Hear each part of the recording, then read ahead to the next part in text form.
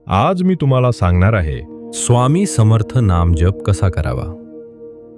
नामजप करण्याची योग्य पद्धत. तुम्ही नामजप करता, पण योग्य पद्धतीनं करता का? फक्त नामजप म्हणणं पुरेसं नसतं, त्यामागची पद्धत खूप महत्त्वाची आहे. खूप लोक नामजप म्हणतात, पण त्यांना परिणाम दिसत नाही, कारण ते काही छोट्या चुका करतात ज्या त्यांना कळतही नाहीत. आज मी तुम्हाला सांगणार आहे नाम जप करण्याची योग्य पद्धत. जर तुम्ही हे फॉलो केलं तर नक्कीच फरक जाणवेल. नाम जप करण्याची योग्य पद्धत. एक शांत जागा निवडा, जिथे कोणताही आवाज नाही अशी जागा निवडा. मन शांत राहण्यासाठी एन्व्हायरमेंट खूप महत्त्वाचं आहे. 2. बसण्याची योग्य पद्धत.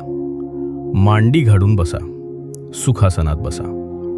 पाठ सरळ ठेवा, डोळे हलके बंद करा. 3. मन एकाग्र करा, इतर विचार येऊ देऊ नका, फक्त नाम जपवर लक्ष ठेवा.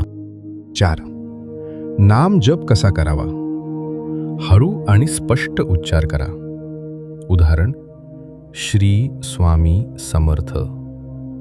किमान 11, 21 किंवा 108 वेळा म्हणा. 5. भावना आणि श्रद्धा. फक्त शब्द नाही, भावना महत्वाची.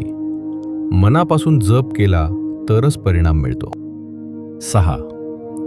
जप करण्याची योग्य वेळ सकाळ, ब्राह्ममुहूर्त किंवा रात्री झोपण्यापूर्वी. 7. नाम जप केल्याने काय फायदे होतात.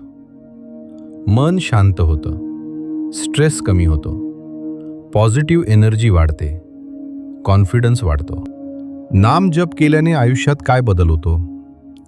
डिसिजन घेणं सोपं होतं, कामावर फोकस वाढतो, नकारात्मक विचार कमी होतात.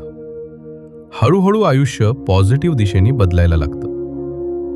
आजच्या धावपळीत कुणाला जसा वेळ मिळेल तसा नामजप करतात, यात काहीच गैर नाही.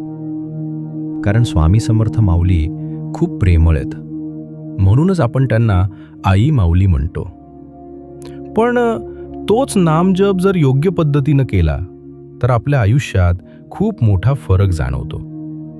म्हणून जमेल तसं वेळ काढा आणि सांगितलेल्या पद्धतीनं नामजप करण्याचा प्रयत्न करा. तुमच्या आयुष्यात नक्कीच सकारात्मक बदल घडेल. कमेंटमध्ये श्री स्वामी समर्थ लिहा आणि चॅनल सबस्क्राईब करायला विसरू नका.